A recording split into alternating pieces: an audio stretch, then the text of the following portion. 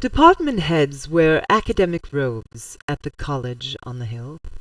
Not grand sweeping full-length affairs, but sleeveless tunics puckered at the shoulders. I like the idea. I like clearing my arm from the folds of the garment to look at my watch. The simple act of checking the time is transformed by this flirt. Decorative gestures add romance to a life.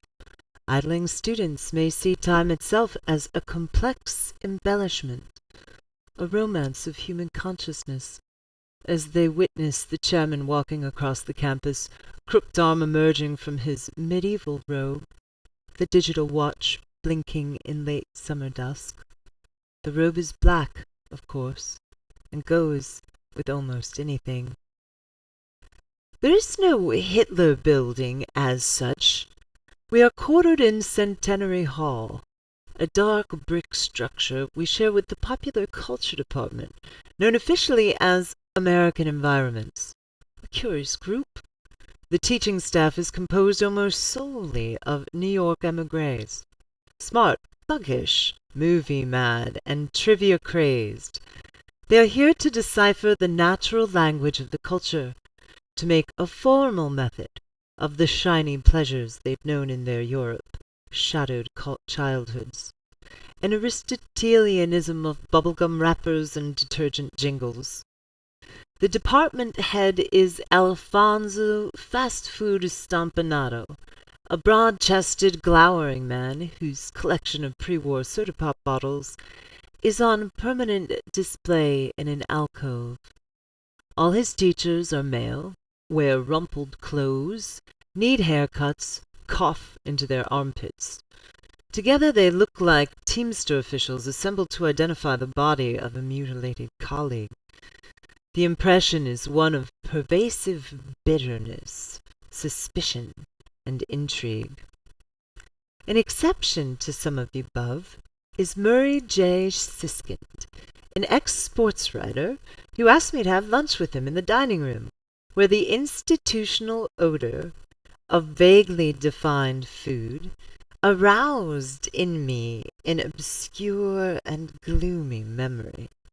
Murray was new to the Hill, a stoop-shouldered man with little round glasses and an Amish beard. He was a visiting lecturer on living icons, and seemed embarrassed by what he'd gleaned so far from his colleagues in popular culture.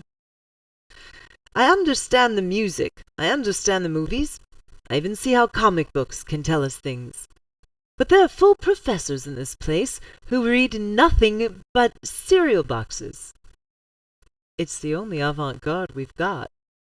Not that I'm complaining. I like it here. I'm totally enamored of this place. Small town setting. I want to be free of cities and sexual entanglements. Heat. This is what cities mean to me. You get off the train and walk out of the station and you are hit with the full blast.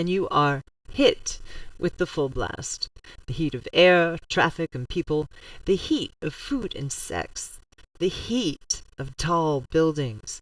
The heat that floats out of the subways and tunnels. It's always 15 degrees hotter in the cities.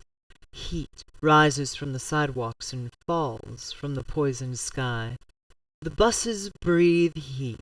Heat emanates from crowds of shoppers and office workers. The entire infrastructure is based on heat. Desperately uses up heat, breeds more heat.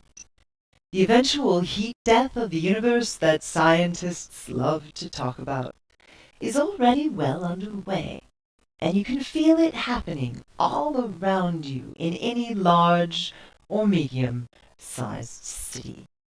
Heat and wetness. Where are you living, Murray? In a rooming house. I'm totally captivated and intrigued. It's a gorgeous old crumbling house near the insane asylum. 7 or 8 boarders, more or less permanent, except for me. Woman who harbors a terrible secret. A man with a haunted look. A man who never comes out of his room.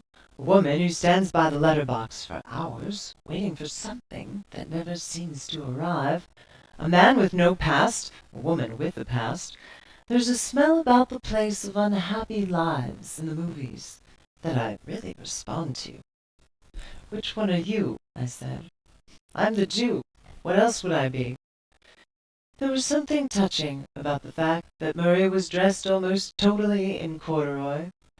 I had the feeling that since the age of 11 in his crowded plot of concrete, he'd associated this sturdy fabric with higher learning in some impossibly distant and tree-shaded place. "I can't help being happy in a town called Blacksmith," he said. "I'm here to avoid situations.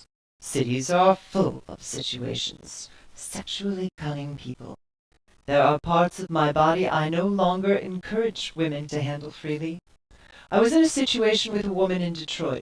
She needed my semen in a divorce suit. The irony is that I love women. I fall apart at the sight of long legs striding briskly as a breeze carries up from the river on a weekday in the play of morning light. The second irony is that it's not the bodies of women that I ultimately crave, but their minds. The mind of a woman. The delicate chambering and massive unidirectional flow." Unidirectional? Really? Like a physics experiment. What fun it is to talk to an intelligent woman, wearing stockings as she crosses her legs. That little staticky sound of rustling nylon can make me happy on several levels. The third and related irony is that it's the most complex and erotic and difficult women that I am invariably drawn to. I like simple men and complicated women. Murray's hair was tight and heavy-looking. He had dense brows, wisps of hair curling up the sides of his neck. The small, stiff beard, confined to his chin and unaccompanied by a mustache, seemed an optional component, to be stuck on or removed as circumstances warranted. "What kinds of lectures do you plan on giving?"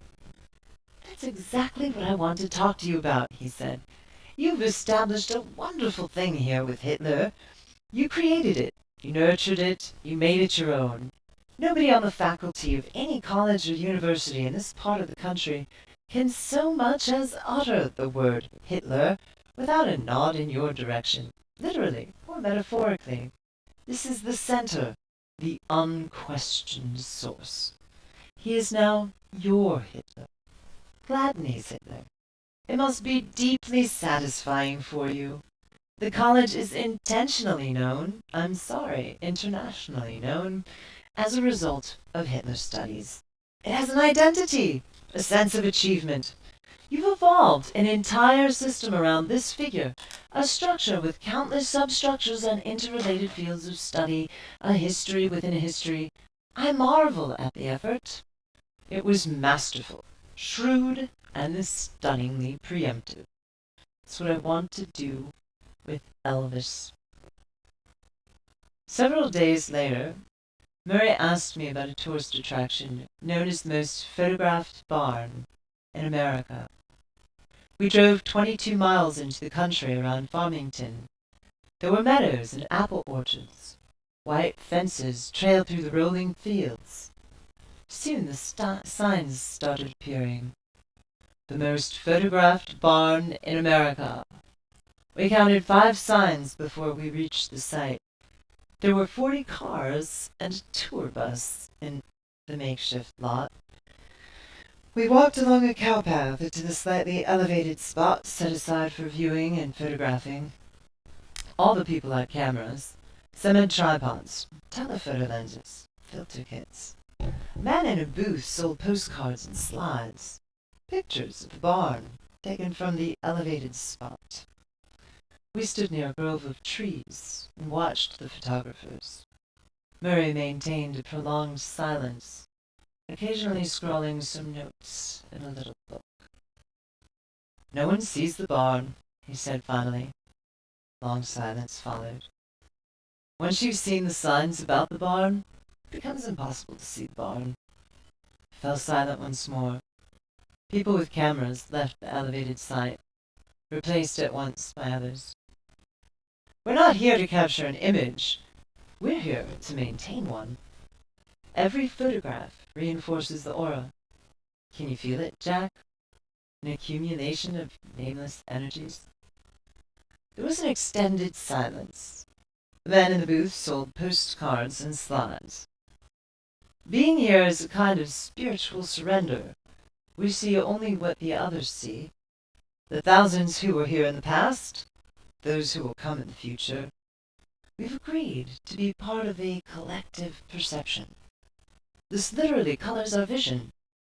Religious experience in a way, like all tourism. Another silence ensued. They are taking pictures of taking pictures, he said. He did not speak for a while. We listened to the incessant clicking of shutter release buttons, the rustling crank of levers that advanced the film.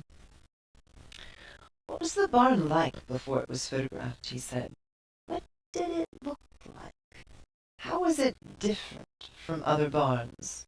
Or is it similar to other barns? We can't answer these questions because we've read the signs, seen the people snapping the pictures. We can't get outside the aura. We're part of the aura. We're here. We're now. He seemed immensely pleased by this.